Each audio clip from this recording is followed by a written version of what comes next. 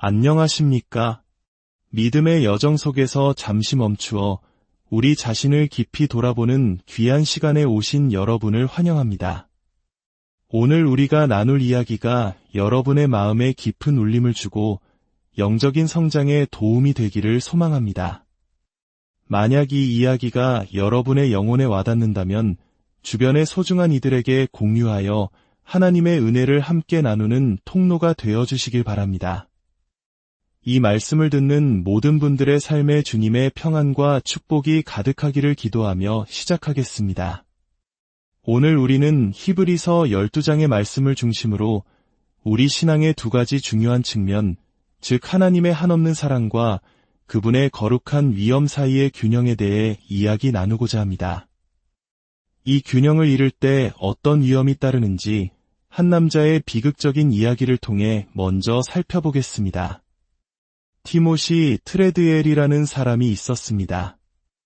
그는 고등학교 시절 미국 대표 수영 선수이자 다이빙 선수로 활약하며 전액 장학금을 받고 대학에 입학할 만큼 유망한 청년이었습니다.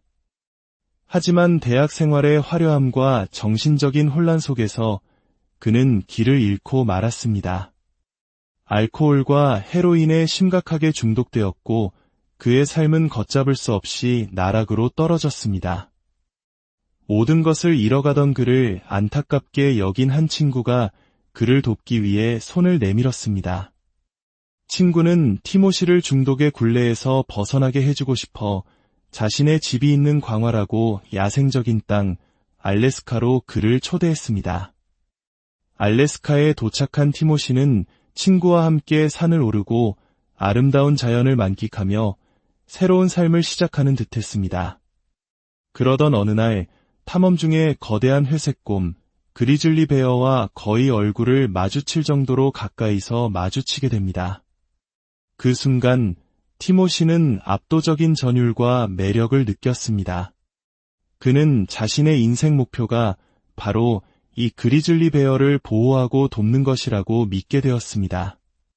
놀랍게도 곰에 대한 이 새로운 열정은 그를 술과 마약에서 완전히 벗어나게 했습니다. 재활 프로그램이나 치료 모임에 의지한 것이 아니었습니다. 오직 곰들이 그의 삶을 바꾼 것입니다. 그는 점점 더 깊은 야생으로 들어가 곰들과 친구가 되려 했습니다. 그는 곰들 무리 한가운데 텐트를 치고 그들에게 먹이를 주며 심지어 손으로 쓰다듬으려고 시도했습니다. 티모시는 곰들이 자신을 친구로 받아들였다고 굳게 믿었습니다. 하지만 그것은 치명적인 착각이었습니다. 곰들은 단 한 번도 그를 친구로 생각한 적이 없었습니다. 그는 자신이 위험하지 않다고 확신하며 심지어 여자친구인 에이미를 비롯한 친구들을 데리고 곰들을 만나러 가기까지 했습니다. 그는 곰들의 움직임을 기록하고 곰을 쓰다듬으며 셀카를 찍는 등 위험천만한 행동을 서슴지 않았습니다. 2003년 10월 5일 곰들과의 만남을 마치고 집으로 돌아가려던 티모시와 에이미는 비행기가 연착되자 다시 곰들에게 돌아가기로 결정했습니다. 에이미는 불안해하며 말렸지만 결국 그의 고집을 꺾지 못했습니다. 그리고 그날 티모시 트레드웰과 그의 여자친구 에이미는 그들이 친구라 믿었던 곰들의 공격을 받아 비극적으로 목숨을 잃었습니다. 이 이야기는 우리 신앙에 대해 깊은 질문을 던집니다. 티모시 트레드웰은 회색곰의 온순함만을 믿고 그 안에 잠재된 무시무시한 힘과 야생성을 잊었습니다. 그는 곰의 본질을 존중하지 않았고 그 대가는 자신의 생명이었습니다. 우리 역시 신앙생활을 하면서 이와 비슷한 실수를 저지를 수 있습니다. 우리는 예수님이 우리 영혼의 연인이시며 죄인의 친구라는 사실을 잘 압니다. 그분의 은혜와 사랑에 기대어 살아갑니다. 하지만 때때로 우리는 그분이 우주의 중심 보좌에 앉아 계신 만왕의 왕이시며 만주의 주라는 사실을 잊고 사는 것은 아닐까요? 성경은 그분이 다시 오실 때 산들이 그분의 임재 앞에서 도망친다고 기록합니다. 우리가 믿는 하나님은 우리가 찬양했듯이 거룩하고 거룩하며 또 거룩하신 분입니다. 그분의 거룩하심은 너무나 순결하여 그 앞에 있는 모든 불결한 것을 소멸시킵니다. 예수 그리스도의 보혈이 우리를 덮는다는 것의 의미는 바로 그 소멸시키는 하나님의 거룩하심으로부터 우리를 보호한다는 것입니다. 이것이 바로 위대한 교환의 아름다움입니다. 그리스도께서 우리 대신 하나님의 진노를 받으시고 당신의 의를 우리에게 입혀주셨습니다. 그리하여 우리가 하나님 앞에 설 때 하나님은 우리 안에서 그리스도의 의를 보시는 것입니다. 우리의 죄와 그리스도의 의를 맞바꾼 것, 이것이 바로 복음의 기쁜 소식입니다. 오늘 우리가 함께 읽을 히브리서 12장은 바로 이 두 가지, 즉 예수님의 친밀한 사랑과 동시에 주님을 향한 경외심을 함께 붙들라고 격려합니다. 이 두 가지 모두가 우리 앞에 놓인 믿음의 경주를 완주하는데 반드시 필요하기 때문입니다. 히브리서 12장 1절과 2절 말씀입니다. 이러므로 우리에게 구름같이 둘러싼 허다한 증인들이 있으니 모든 무거운 것과 얽매이기 쉬운 죄를 벗어 버리고 인내로써 우리 앞에 당한 경주를 하며 믿음의 주요 또 온전하게 하시는 이인 예수를 바라보자. 그는 그 앞에 있는 기쁨을 위하여 십자가를 참으사 부끄러움을 개의치 아니하시더니 하나님 보좌 우편에 앉으셨느니라. 이 말씀을 통해 우리는 두 가지를 기억하고 실천해야 합니다. 첫째는 기억하는 것이고 둘째는 달려가는 것입니다. 먼저 기억하는 것에 대해 이야기해 봅시다. 본문은 이러므로 라는 말로 시작합니다. 성경을 읽을 때 그러므로 나 이러므로 같은 접속사가 나오면 그것이 무엇을 가리키는지 앞부분을 살펴보는 것이 중요합니다. 여기서 이러므로는 바로 앞장인 히브리서 11장을 가리킵니다. 히브리서 11장은 믿음의 장으로 불리며 이대한 믿음의 선조들의 이름이 나열되어 있습니다. 아브라함, 모세, 다윗과 같은 인물들입니다. 성경은 이들을 구름같이 둘러싼 허다한 증인들이라고 표현합니다. 이는 우리가 혼자가 아니라는 뜻입니다. 우리는 시공간을 초월하여 이어져 온 거대하고 이대한 믿음의 이야기 속에 속해 있습니다. 우리의 신앙 여정은 단지 나 개인의 이야기가 아니라 창조주 하나님께서 태초부터 이루어 오신 그분의 목적에 우리가 초대된 것입니다. 히브리서 11장의 후반부를 보면 이 믿음의 증인들이 겪은 삶이 두 종류로 나뉩니다. 어떤 이들은 믿음으로 나라들을 이기고 사자의 입을 막고 불의 세력을 멸하기도 했습니다. 그들은 약한 가운데서 강하게 되고 전쟁에서 용맹하게 되어 이방 사람들의 진을 물리쳤습니다. 정말 멋지고 승리하는 삶입니다. 우리도 이런 삶을 살고 싶어 합니다. 하지만 이야기는 여기서 끝나지 않습니다. 어떤 이들은 더 좋은 부활을 얻기 위해 혹독한 고문을 받되 구차히 풀려나기를 원하지 않았습니다. 또 어떤 이들은 조롱과 채찍질 뿐 아니라 결박과 옥에 갇히는 시련도 겪었으며 돌로 치는 것과 톱으로 켜는 것과 칼로 죽임을 당하고 양과 염소의 가죽을 입고 유리하며 궁핍과 환난과 학대를 받았습니다.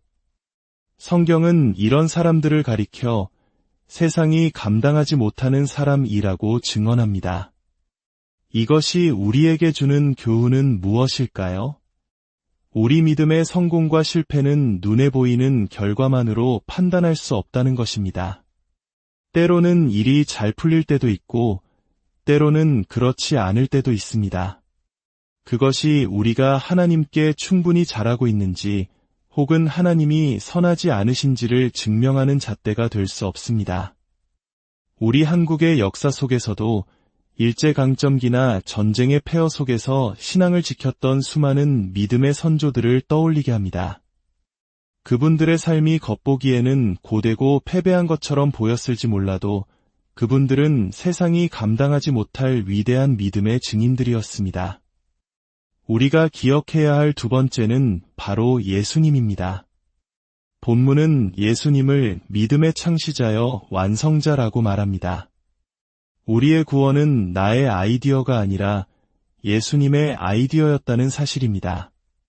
내가 나를 구원한 것이 아니라 그분이 나를 구원하셨습니다. 빌립보서 1장 6절은 이렇게 말합니다. 너희 안에서 착한 일을 시작하신 이가 그리스도 예수의 날까지 이루실 줄을 우리는 확신하노라. 이 사실을 놓치면 우리는 믿음의 대상이신 예수님 대신 우리 자신의 믿음을 믿게 되는 함정에 빠집니다. 우리 믿음의 힘은 내 믿음의 강도에 있는 것이 아니라 우리가 믿는 대상의 위대함에 있습니다. 만약 자신의 행위나 신앙의 성숙도에 따라 구원의 확신이 흔들린다면 우리는 영적인 롤러코스터를 타게 될 것입니다. 잘할 때는 하나님께 가까이 가는 것 같다가도 넘어지고 실패하면 하나님으로부터 멀어지며 죄책감에 시달리는 일을 반복하게 됩니다. 밧줄은 그 자체로는 아무 힘이 없습니다. 튼튼한 무언가에 묶여 있을 때 비로소 힘을 발휘합니다. 우리의 믿음도 마찬가지입니다. 믿음은 자신을 가리키기 위해 존재하는 것이 아니라 믿음의 대상이신 예수 그리스도를 가리키기 위해 존재합니다. 그분께서 우리 믿음의 시작이요, 과정이요, 끝이 되십니다. 우리의 시선을 내면이 아닌 예수님께 고정할 때 우리는 세상의 결과에 흔들리지 않는 견고한 믿음 위에 설 수 있습니다. 이제 두 번째 실천, 달려가는 것에 대해 이야기하겠습니다.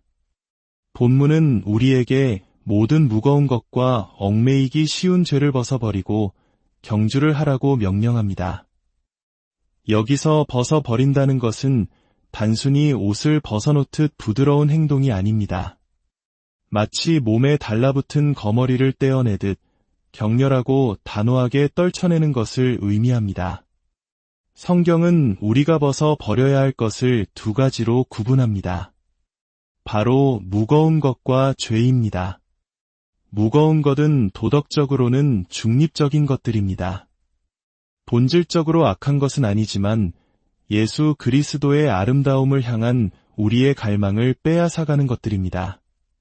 하나님께서 우리에게 주신 선한 것들이지만 우리가 그것들을 하나님보다 더 사랑하고 숭배하기 시작할 때 문제가 됩니다. 마치 멕시코 식당에 가서 메인 요리인 지글거리는 맛있는 파이타를 주문해놓고 에피타이저로 나오는 무알리필 나초에 배를 채워버리는 것과 같습니다.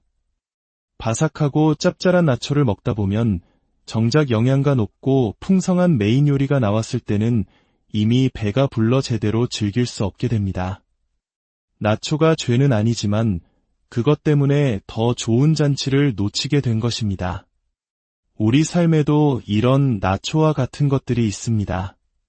밤새 정주행하는 드라마, 끝없이 내리는 스마트폰 피드, 과도한 취미 생활, 이런 것들이 우리 영혼을 값싼 만족감으로 채워 하나님께서 예비하신 풍성한 영적 잔치를 맛볼 수 없게 만듭니다. 히브리서 저자는 단호하게 말합니다. 당신의 영혼을 잠식하는 그것이 무엇이든 그것을 떨쳐내십시오. 그리고 얽매이기 쉬운 죄가 있습니다.